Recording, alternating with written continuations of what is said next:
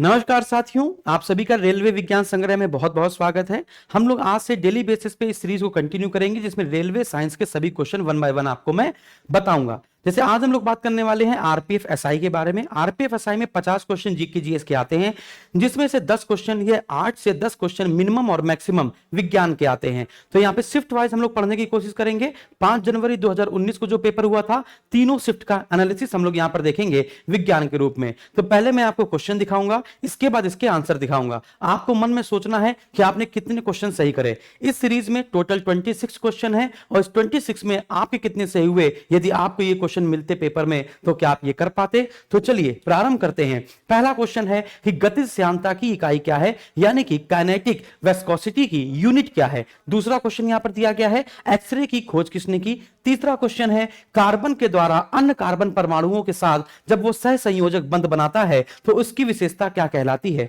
चौथा क्वेश्चन है, पृथ्वी के घूर्णन से जो हमें एक आभासी बल उत्पन्न होता है उसे क्या कहते हैं। पांचवा क्वेश्चन है, एंटीबायोटिक जो सूक्ष्म जीवों युक्त मिट्टी द्वारा बनाया जाता है ना, और टाइफाइड बुखार के इलाज में काम आता है, उसका नाम क्या है। तो ये 5 क्वेश्चन आपको मैं बता दूं कि संभवतः यदि आपने थोड़ी बहुत तैयारी करी होगी तो ऊपर के 4 प्रश्न आपने कर लिए होंगे। फंसा कौन सा प्रश्न होगा, ये 5वां प्रश्न। ठीक है, तो चलिए स्टार्ट करते हैं। तो श्यानता की इकाई है पॉइज। एक्सरे की खोज की थी रोएंटजन ने। इसके बाद कार्बन के द्वारा अन्य कार्बन परमाणुओं के साथ जो सहसंयोजक बंधक बनाने की विशेषता है वो कहलाती है श्रृंखलन। इसके बाद चौथा, पृथ्वी के घूर्णन के कारण जो आभासी बल उत्पन्न होता है उसे कहते हैं हम लोग कोरियालिस बल। इसके बाद एंटीबायोटिक युक्त क्लोरीन जो सूक्ष्म जीवों युक्त मिट्टी द्वारा उत्पादित होता है और टाइफाइड के बुखार में काम आता है, उसका नाम है ना क्या, क्लोराम्फेनिकोल। क्या भैया, क्लोराम्फेनिकोल। फिर याद कर लीजिएगा, यानी कौन सा क्वेश्चन आपको फंसा, क्वेश्चन कौन सा आपको फंस गया, तो आप कहेंगे क्लोराम्फेनिकोल। तो बस ये याद कर लीजिए, क्लोराम्फेनिकोल टाइफाइड। टाइफाइड को कहते हैं मियादी बुखार और ये बैक्टीरिया से फैलने वाला रोग है, और जब ये फैलता है तो आंतों को प्रभावित करता है। इसकी दवा का नाम क्या है, क्लोराम्फेनिकोल। और टाइफाइड के लिए होता है विडाल टेस्ट। तो मैं आपको एक्स्ट्रा जानकारी भी देता रहूंगा। अगला क्वेश्चन है 6वां क्वेश्चन, जीवों की वह घटना क्या है जिसमें मादा जनन कोष गर्भाधान के बिना नए जीव बनाने के लिए विकसित होता है ना। 7वां, सीधी रेखा के सापेक्ष की गई वस्तु की गति को क्या कहा जाता है। कौन सी ग्रंथि मानव शरीर के तापमान को नियंत्रित करने के लिए सहायता प्रदान करती है। 9वां क्वेश्चन, मधुमक्खी का पालन क्या कहलाता है। 10वां क्वेश्चन, समय की अवधि का या आवर्त काल का सूत्र क्या है। बेकिंग सोडा का सूत्र क्या है। मानव शरीर में पाया जाने वाला वह कौन सा ऊतक है जो सबसे कठोर और अस्थि में ऊतक कहलाता है। तो इसका आंसर आपको सोचना है। मेरे हिसाब से आपने कौन कौन से क्वेश्चन नहीं कर पाए होंगे, है ना। सोचिएगा, अगर मैं सही बता रहा हूं इतने साल के एक्सपीरियंस के बाद, तो आप बताइएगा कि हाँ सर आपने सही बताया है, तो फिर आप हमारे पेड बैच को भी बेफिक्र होकर ज्वाइन कर सकते हैं। 6वां क्वेश्चन आप पे दिक्कत किया होगा सबसे ज्यादा, और फिर इसके बाद 12वां क्वेश्चन दिक्कत किया होगा।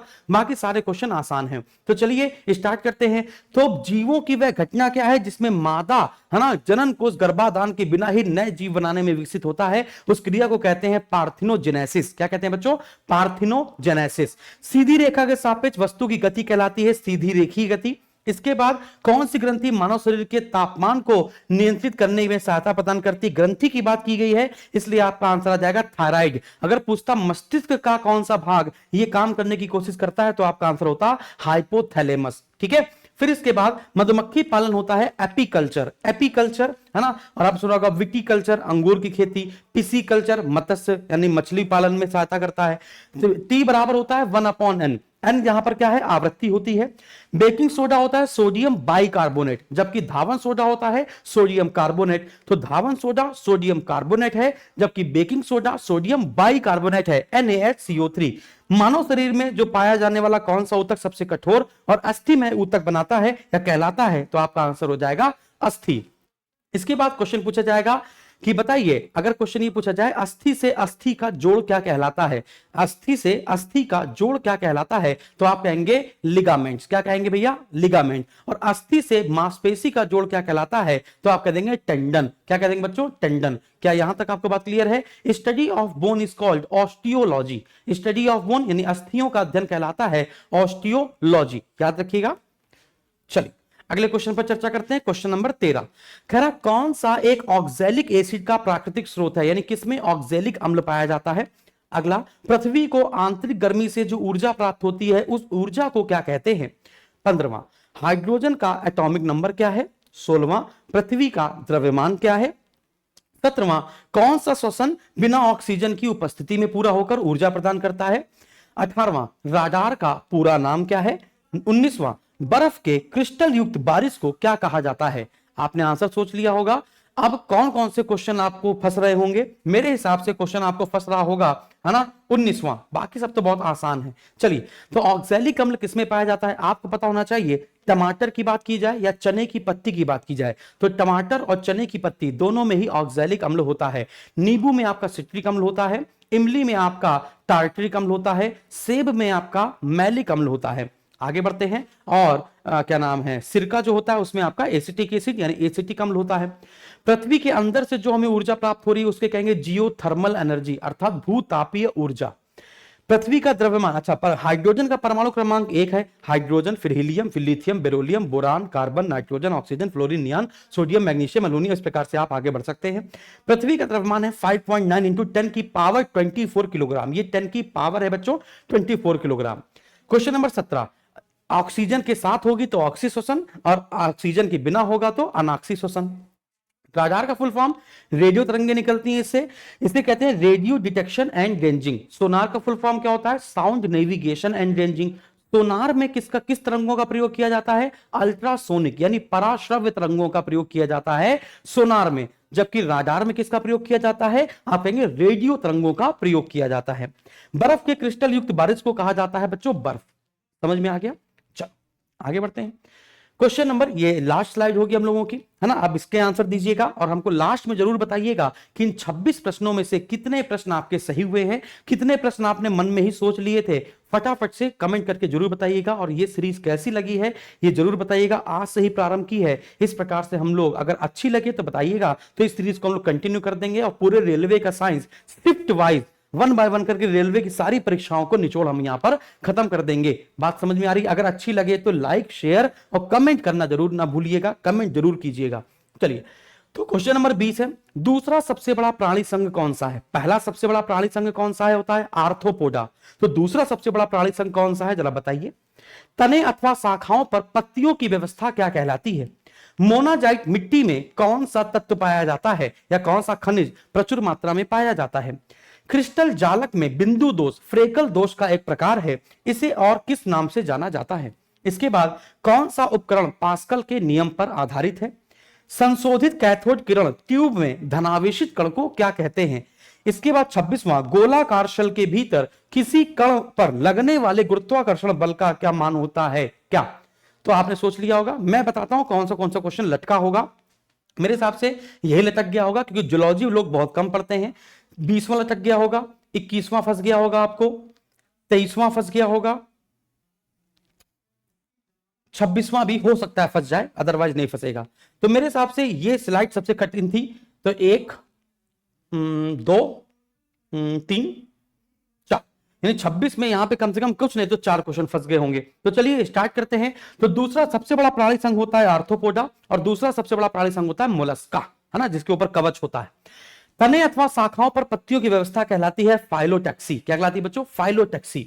मोनाजाइट मिट्टी में कौन सा खनिज होता है? थोरियम। थोरियम के भंडार में भारत नंबर 1 पर है, आपको पता होना चाहिए। क्रिस्टल जालक में बिंदु दोष फ्रेकल दोष का एक प्रकार है, इसे और क्या कहते हैं? विस्थापन दोष। कौन सा उपकरण पास्कल के नियम पर आधारित है? तो hydraulic press, hydraulic brake, hydraulic lift, hydraulic jack, जो भी हाइड्रोलिक से बने होंगे वो सब पास्कल लॉ पर काम करते हैं। संशोधित कैथोड ट्यूब में धनावेशित कण कहलाते हैं कैनाल रेज, है ना। गोलाकार शल के भीतर किसी कण पर लगने वाले गुरुत्वाकर्षण बल का मान हमेशा क्या होगा? 0।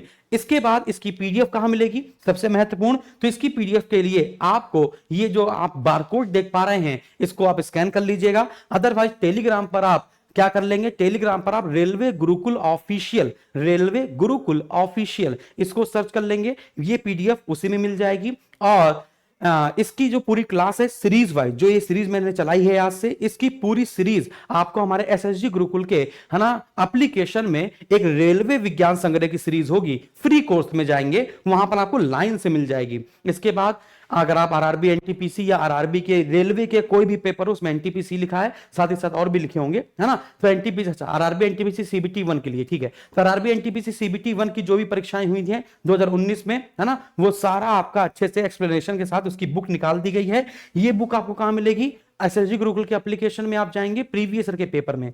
इसके बाद ये हमारी साइंस की मास्टर एग्जाम मास्टर करके मैंने science master railway exam master सामान्य विज्ञान की एक बुक निकाली है। इसमें सिर्फ वही क्वेश्चन होंगे। क्वेश्चन क्या है? इसमें पहले आपके थ्योरी बेस है। ये इस किताब में आपको 1500 क्वेश्चन ही नहीं मिलेंगे, इसमें पहले पूरी थ्योरी मिलेगी, पूरी थ्योरी के बाद फिर क्वेश्चन, फिर थ्योरी, फिर क्वेश्चन, फिर थ्योरी, फिर क्वेश्चन। इस बुक को आपने पढ़ डाला तो मतलब आपका पेपर निकल जाएगा, रेलवे कभी नहीं फंसेगा।